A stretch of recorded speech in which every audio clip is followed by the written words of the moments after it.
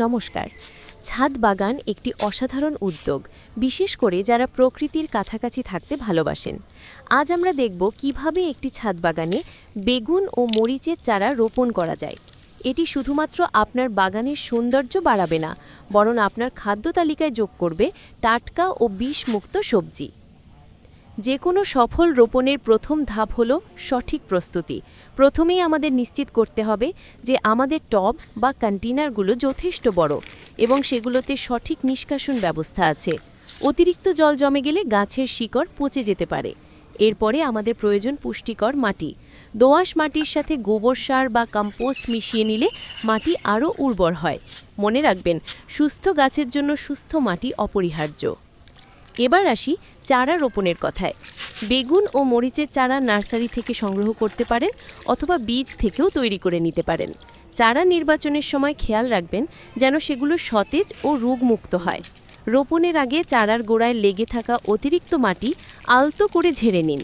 এরপর টবের মাঝখানে ছোট একটি গর্ত করে চারাটি স্থাপন করুন। আলতো হাতে মাটি দিয়ে চারার গোড়া ঢেকে দিন এবং চারপাশে হালকা চাপ দিন যাতে চারাটি স্থির থাকে।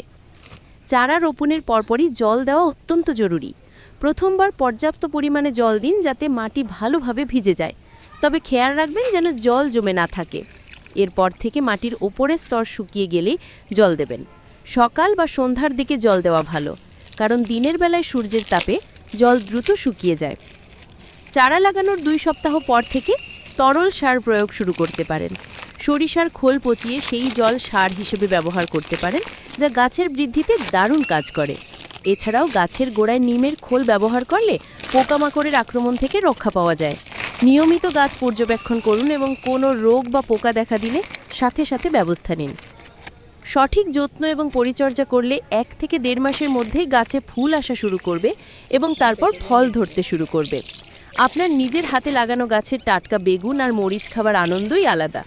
ছাদ বাগান শুধু সবজিই দেয় না, এটি মনকেও সতেজ রাখে। আশা করি এই টিপসগুলো আপনাদের ছাদ বাগানে বেগুন ও মরিচ চাষে সাহায্য করবে। সুস্থ থাকুন, সুন্দর থাকুন এবং আপনার ছাদ বাগানকে আরও সমৃদ্ধ করুন। ধন্যবাদ।